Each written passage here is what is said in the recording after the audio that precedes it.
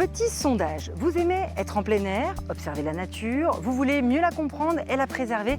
Alors bonne nouvelle, vous avez le profil parfait pour vous lancer dans les sciences participatives. Comment? C'est notre focus du jour. Nous sommes en Haute-Savoie, à Valorcine, dans la vallée de Chamonix-Mont-Blanc. Au programme de cet après-midi, une sortie pour apprendre à observer les arbres et les grenouilles rousses. On va faire ça avec les membres du CREA, le Centre de recherche sur les écosystèmes d'altitude. Ils vont former de nouveaux bénévoles et on va les rejoindre. Donc ça va du stade 0 au stade 6. Stade 6, c'est une petite grenouille. Stade 0, c'est ses œufs avec une espèce de gangue aqueuse et juste l'œuf qui est le point noir à l'intérieur. Ah mais c'est ce qu'on voit là? Ah mais oui! D'accord, ah mais je pensais pas que c'était si visible.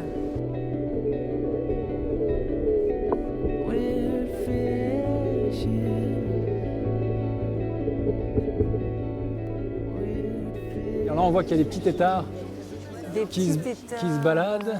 Où est-ce qu'ils sont? Ah oui, ça y est.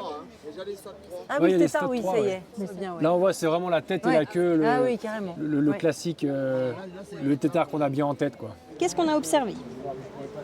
Donc on s'est dit qu'on avait observé du stade 0, du stade 1, du stade 2 et même du stade 3.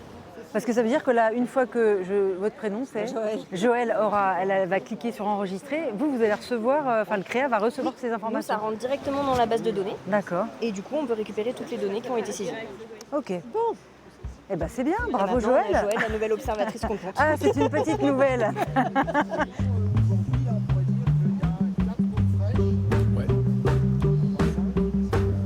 Enfin, des fois, on peut douter vraiment de soi, de ses observations. Enfin, c'est pas toujours facile Ouais, bien sûr, bien d'être sûr. confiant par rapport à ça. Là-dessus, on a une phrase, c'est faites-vous confiance, quoi. Et dites-vous qu'il y a toujours quelqu'un qui regarde derrière ce que vous avez fait. De façon très très bienveillante, hein, mais la personne en l'occurrence, c'est moi. Il y a juste en face, là, vous voyez, il y a le petit coteau bien ensoleillé, là. Il y a des arbres qui sont suivis depuis 20 ans. Pourquoi on les suit ces arbres? On essaye de mieux comprendre comment est-ce que le changement climatique influence, pas cette fois-ci les dates de ponte, mais les dates de démarrage de la végétation chez les arbres. Ça veut dire les moments où les bourgeons ils s'ouvrent et les moments où les fleurs s'épanouissent notamment.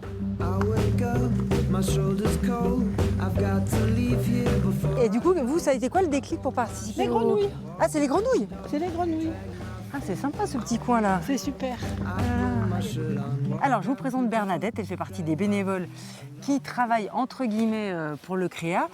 Bernadette, ça fait combien de temps que tu fais des observations comme ça sur le terrain pour le Alors CREA? oui, c'est une bonne question. Ouais. Je pense 6-7 ans. Face à des données un petit peu compliquées, non? Tu as toujours trouvé ça très accessible? J'ai trouvé ça très accessible, surtout que tous ces membres, ces jeunes du CREA, ces scientifiques, ces chercheurs, sont très à portée de la main de tout le monde. Quand on a une question, ils demandent. Quand on ne sait pas, ils viennent avec nous pour nous réexpliquer. C'est vraiment un bel échange. Ils ont beau être scientifiques, ils savent où ils veulent en venir, ils ont besoin de ces données, ils ne peuvent pas aller tous les jours sur le terrain, ils ont besoin des petits bras. Et je trouve que c'est vraiment bien de faire partie de ça. Donc là, on est devant le mélèze. Devant le mail. Déjà, tu commences mal, hein.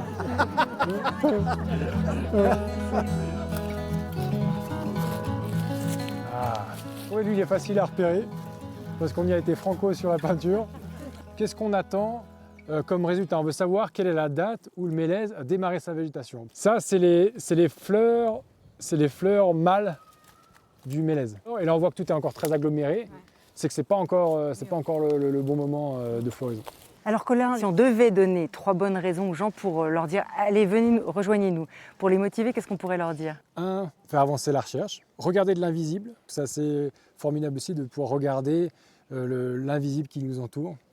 Avec derrière aussi un objectif peut-être d'émerveillement, parce que qui dit émerveillement, c'est aussi travailler sur cette question de connexion à la nature.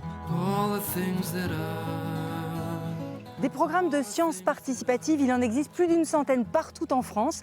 Pour trouver celle qui vous convient, rendez-vous sur le site Open pour Observatoire participatif des espèces et de la nature. Et vous verrez, grâce à ça, chaque randonnée va se transformer en petite mission scientifique.